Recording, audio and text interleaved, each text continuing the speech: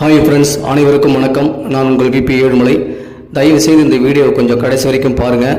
முக்கியமாக மாணவர்கள் பாருங்கள், ஏன்னா இது மாணவர்களுக்கான வீடியோ. இது பொதுவாக பப்ளிக் எக்ஸாம் வந்தாக்கா மாணவர்கள்லாம் சந்தித்து பேசுவேன். என்னுடைய அனுபவத்தையும் எனக்கு தெரிஞ்ச சில அட்வைஸையும் மாணவர்கள் சொல்லுவேன். ஸோ இந்த வாட்டி வீடியோவாக போடலாம்னு சொல்லிட்டு வீடியோவாக போட்டிருக்கேன்.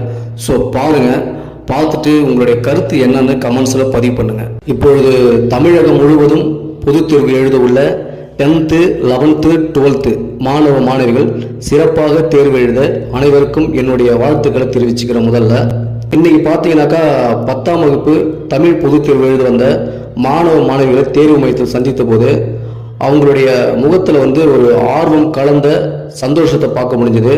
பள்ளி பருவம் என்றாலே எல்லாருக்கும் ஒரு சந்தோஷம் தானே. அப்படியே எனக்கும் பள்ளி பருவ நினைவுகள்லாம் போனது. பிறகு எனக்கு தெரிந்த சில அறிவுரைகளையும் மற்றும் தேர்வு எழுதுவதற்கான பேனா, பென்சில் போன்ற உபகரண பொருட்களையும் மாணவர்களுக்கு கொடுத்து உதவின. ஏதோ என்னால் முடிந்த ஒரு சிறு உதவி. மாணவர்களும் அதனை சந்தோஷமாக பெற்றுக்கொண்டு நன்றியை தெரிவித்தனர். மகிழ்ச்சியாக இருந்தது. ஆனால் ஒரு சில மாணவர்கள் மட்டும் படிப்போட அருமை தெரியாமல் ரொம்ப அலட்சியமாக இருக்கிறாங்க. ஸோ அவங்களுக்கு மட்டும் நான் ஒன்று சொல்லிக்க விரும்புகிறேன். அதாவது, உங்களுக்காக கிளாஸாக குரல் வளம் போக தொண்டை வலிக்க கத்தி பாடம் சொல்லித்தர ஆசிரியர்களையும், நமக்காக ரத்தத்தை வேர்வையாக சிந்தி கஷ்டப்பட்டு படிக்க வைக்கிற அப்பா அம்மாவையும் நினச்சி பார்த்தாலே போதும், நீங்கள் வாழ்க்கையில் நல்ல நிலைமைக்கு வருவீங்க.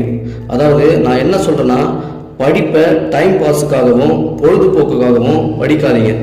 கல்வி வாழ்க்கையில் மிக முக்கியமானது. இன்னும் உங்களுக்கு சிம்பிளாக புரிகிற போல சொல்லணும்னா, நாம் சாப்பிட்ற சாப்பாட்டை எந்த அளவுக்கு விரும்பி ரசித்து ருசித்து சாப்பிட்றோமோ அதே போல தான் படிப்போம். படிப்பை உள்வாங்கி நம்ம குடும்ப கஷ்டத்தையும் எதிர்காலத்தையும் நினச்சி படிச்சிங்கன்னா எல்லாருமே சென்டம் தான். சரிங்களா? ஒரு சில பேர் நினைக்கலாம், நீங்கள் என்ன பெருசாக கிழிச்சிட்டீங்க, எங்களுக்கு புத்திமதி சொல்ல வரீங்க அப்படின்னு. அதனால தான் நான் பட்ட கஷ்டத்தையும் நான் செஞ்ச தவறுகளையும் நீங்களும் செய்யக்கூடாதுங்கிறதுனால தான் ஒவ்வொரு மாணவர்களாக பார்த்து சொல்லிக்கின்னு வரேன். இதுக்கு தான் காலம் போச்சுன்னா திரும்ப வராது. அதனால் என்ன ஆராய்ச்சி பண்ணாமல் நல்லபடியாக எக்ஸாம் எழுதி வாழ்க்கையில் நல்ல நிலைமைக்கு வாங்க. சரிங்களா?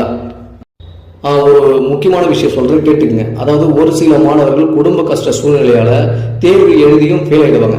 ஸோ அவங்கெல்லாம் பயப்பட தேவையில்ல. அப்பா அம்மா என்ன சொல்லுவாங்களோ, ஃப்ரெண்ட்ஸுக்கு என்ன கேலி கிண்டல் பண்ணாங்களோ அப்படிலாம் தாழ்வு மனப்பான்மையோட மனசு போட்டு குழப்பிக்காதீங்க. அவங்க அடுத்த மாதம்